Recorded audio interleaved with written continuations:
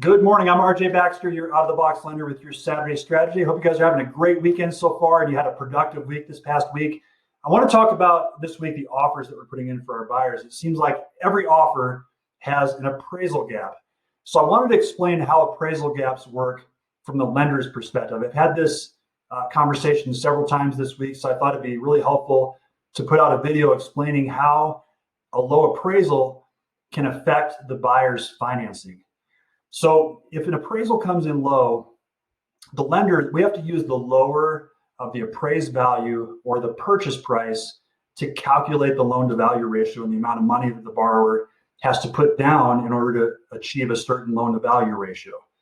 So again, the lower of the appraised value or the purchase price. So let's use an example.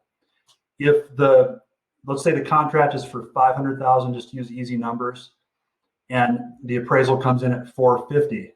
So in that scenario, if the borrower is doing an 80% loan to value loan, they would have to put down 20% based on the $450,000 value. So in other words, they'd have to put down $90,000 to get an 80% loan to value loan. Now, if the appraisal comes in right at $500,000, they just put their $100,000 down like they normally would. So that's 20% down. They have an 80% loan, so a $400,000 loan. However, if the appraisal comes in low, going back to the example of the $450,000 appraised value, well, then they have to put 20% down based on the $450,000 or $90,000 down. So they're going to have a $360,000 loan, but the sales price is still $500,000.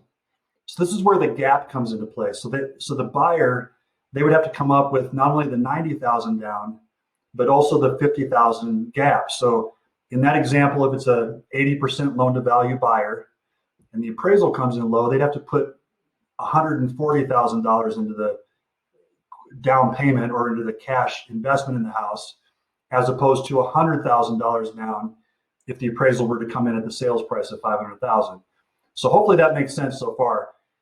Let me take another example. Same $500,000 house. Let's say that we have a buyer putting down 50%. So they're putting down $250,000 and they're taking out a $250,000 loan. Now in this example, it would not affect the buyer, the amount of money the buyer has to bring to closing or their financing terms. The reason why is this. So we still have to do the down payment based on the $450,000 value if it comes in low. But because of the fact that they're putting so much down, it's a 50% loan to value loan. If they put down $200,000 on a $450,000 home, they still are going to get a $250,000 loan, just like if the appraisal were to come in at $500,000. So now we're talking about a 56% loan to value ratio loan based on that $450,000 appraised value. So they put down the $200,000 on the $450,000 value plus the gap of $50,000. So they're still putting $250,000 into the investment on the house, same as if the value came in at $500,000. And because they're putting so much down, we still have a very low loan to value ratio. So still, we went from 50% loan to value to 56% loan to value based on the $450,000 value. So because of that, the buyer's loan terms are exactly the same. So in those situations where someone's putting a larger down payment down, in many cases, we can restructure the loan and not have to ask the buyer to bring any more money to closing. So in those circumstances, if the buyer is comfortable with the value lower, then we can proceed with the financing and it doesn't affect anything. However, if the buyer is putting a smaller down payment down and they have to bring more cash to the table, this is where we as the lender need to look at how the contract is being written and make sure that the buyer has the cash available to cover that appraisal gap.